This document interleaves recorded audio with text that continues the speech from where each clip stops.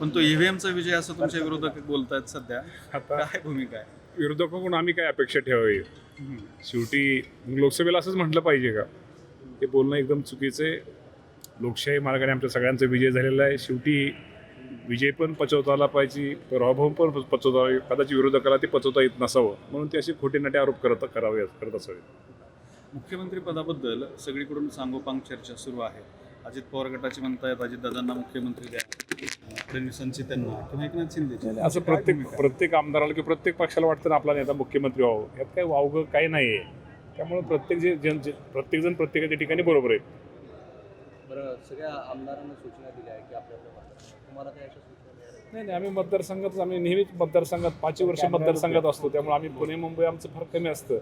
शेवटी विकासाच्या बाबतीमध्ये काय मिटिंग असतील किंवा विकासाचं हे असतील त्या बाबतीत आम्ही फक्त हे करतो. त्यामुळे काय अडचण काय नाही. आम्ही प्रत्येकजण आपापल्या तालुक्यातच असतो आणि आमदार शेवटी तालुक्यात असल्यानंतरच आमदार होऊ शकतो.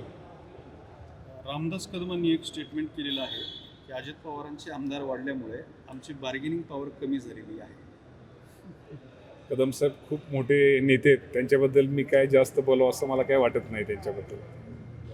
त्याच्यामुळं म्हणजे तुमचीच माणसं जास्त वाढल्यामुळे एकनाथ शेवटी आमची महायुती आहे. आम्ही सगळेजण बरोबर आहे.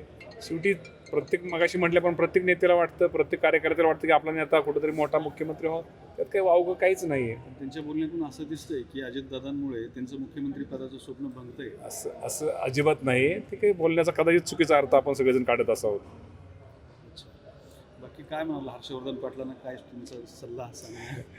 ते राज्याचे खूप मोठे नेते आहेत. त्यांच्याबद्दल मी आधी काय जास्त बोलावं. आमचे नेते अजूनही ते माझे नेतेच आहेत, आमचे पण नेते आहेत. त्यामुळे मी त्यांच्याबद्दल जास्त काय बोलू शकत नाही. परंतु निश्चित प्रकारे शेवटी विजय असतो, पराभव असतो. शेवटी त्यांच्याबद्दल मी काही जास्त बोलणं म्हणजे उचित नाही.